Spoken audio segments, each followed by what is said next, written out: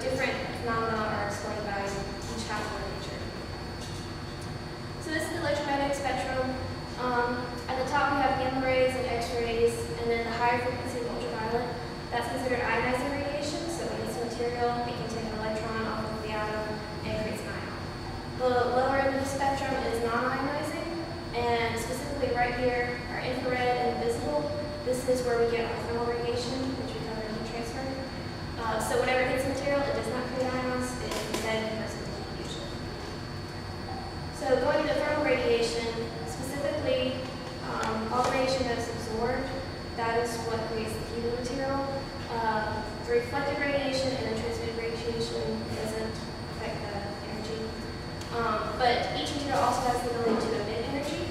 So in a lot of our calculations in heat transfer, we have to take into account the incoming radiation as well as what's being emitted by the material.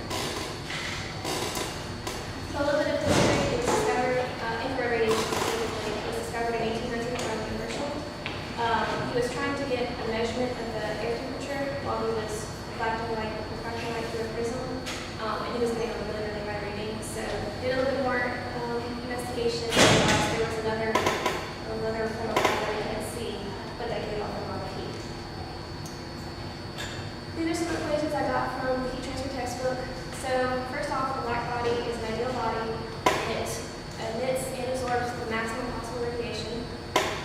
That's where we get this equation for the energy of the black body. The emissivity is how efficiently a surface emits energy while relative to a black body. So it goes between 0 and 1 being equivalent to a black body. So you can change the energy equation to take into account for different materials. The incoming radiation or radiation is the rate at which radiation hits the surface. Absorptivity is similar to emissivity, but it's for incoming radiation. It also goes from 0 to 1, with 1 being for a black body. And then you can get your absolute radiation is equal to the absorptivity times the radiation. So finally, getting the total heat flux coming from the surface. First off, we assume that alpha equals epsilon. And then you get this equation right here. So this would be your emitted radiation, subtracting out the incoming radiation. And then you get this equation, which is related to this one. So just some common applications for thermal radiation. Of course, solar energy is a big application. All incoming radiation from the sun is reflected back to these parabolic mirrors to heat up the fluid, which goes from heat exchanger to the working fluid to produce power. Also, space heaters are a good application. It has emits infrared radiation as well as visible light. The red light is what you see, and the red is what you feel. Are there any questions?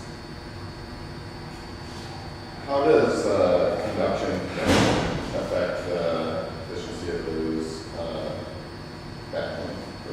Yeah, basically that's the all that. How do conduction and convection interact with the radiation to affect For the solar energy? Well, you would lose if you have wind blowing force, you're going to lose heat, convection, and conduction. It could travel through